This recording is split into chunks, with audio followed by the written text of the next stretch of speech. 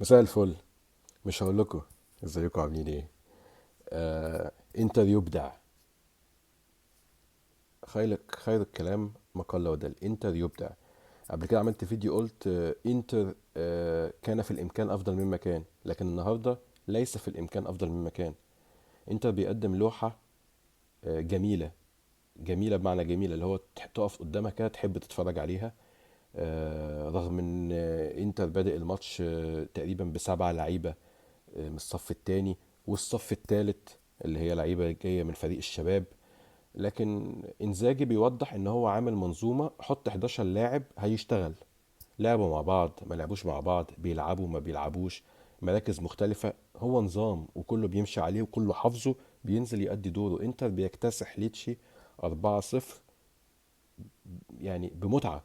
يعني طبعا ليتشي فريق ضعيف، ما عنديش مشكله، بس اتفرج على الانتر، اتفرج على الانتر وهو فعلا دلوقتي ما عادش عنده فرق بين فريق اول فريق تاني.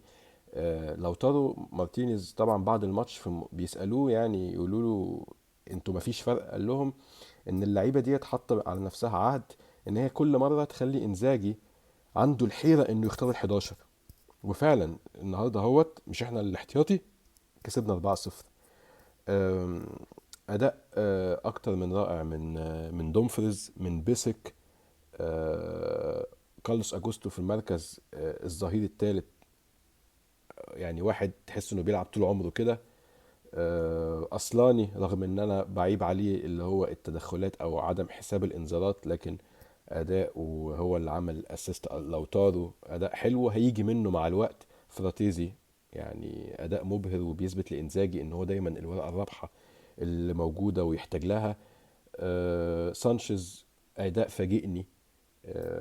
ان هو لعب 90 دقيقة، وزع مجهوده، لمسته للكورة لمسة لعيب مخضرم. حتى يعني اللعيبة اللي نزل من فريق الشباب واضح انه في لمسة. انتر مفيش عليه كلام كتير الصراحة، مفيش كلام فني هقوله غير ان هو استمرار لشكل الانتر المبهج. انزاجي بيبهر الناس اللي بتحب الكورة يوم عن يوم بالنظام اللي هو عامله.